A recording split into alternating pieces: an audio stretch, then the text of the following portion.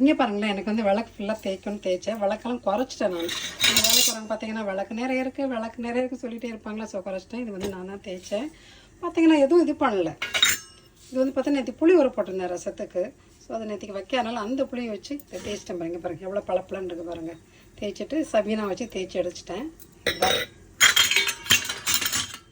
அப்புறம் வீடியோ எடுத்தேன். நான் தேய்க்குமே எடுக்கல, பட் அதுக்கப்புறம் எடுத்தேன். பார்த்துக்கோங்க, அதை காமிக்கிறேன்.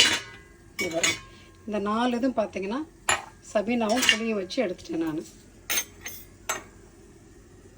இது பார்த்தீங்கன்னா சாம்பிராணி எப்போலாம், ஸோ அதுக்காக வச்சுருக்கிறது. அதை தான் யூஸ் பண்ணிகிட்டு இருந்தேன். பட் இப்போ வந்து பார்த்தீங்கன்னா இந்த விளக்கு வைக்கிறதுக்கு நல்லா இருக்குன்ட்டு இப்போ வச்சுட்டேன் நான்.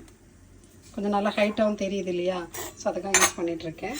இது ரெண்டும் பார்த்தீங்கன்னா எதுவுமே போடல, வெறும் பீத்தாம்பரி மட்டும் தான் வச்சு தேய்ச்சேன். பாருங்கள் எப்படி நல்லாயிருக்கும் பாருங்கள். இதுவும் அதே மாதிரி தான், வெறும் பீத்தாம்பரி மட்டும்தான், வேறு புளி எதுவுமே இல்லை. இருந்ததை வச்சு தேய்ச்சி எடுத்தாச்சு. இது ஃபுல் அண்ட் ஃபுல் பார்த்தீங்கன்னா பீத்தாம்பரி மட்டும்தான் அழுத்தி தேய்ச்சேன் கொஞ்சம், அவ்வளோதான். சூப்பராக இருக்குது. இது வந்து பார்த்தீங்கன்னா லெமன் பீஸ் வந்து 1/2 பீஸ் இருந்தது சமைச்சதில் போக.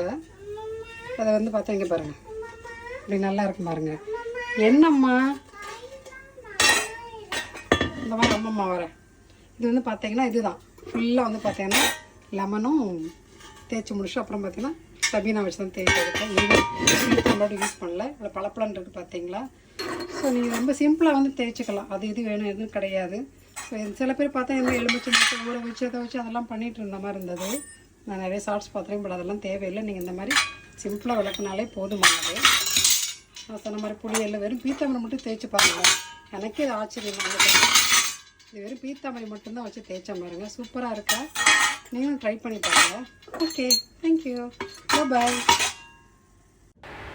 நான் சொல்லியிருந்தேன் இல்லையா, இதுதான் பீத்தாம்பரி சபீனா, இவ்வளோ தான் பாருங்கள். இந்த ஸ்க்ரப்பரை எடுத்துனே பட் அதை யூஸ் பண்ண வேண்டிய வேலையே இல்லை. இந்த ஒரு ஸ்க்ரப்பரை வச்சு அழகாக தேய்ச்சி எடுத்தாச்சு பாருங்கள்.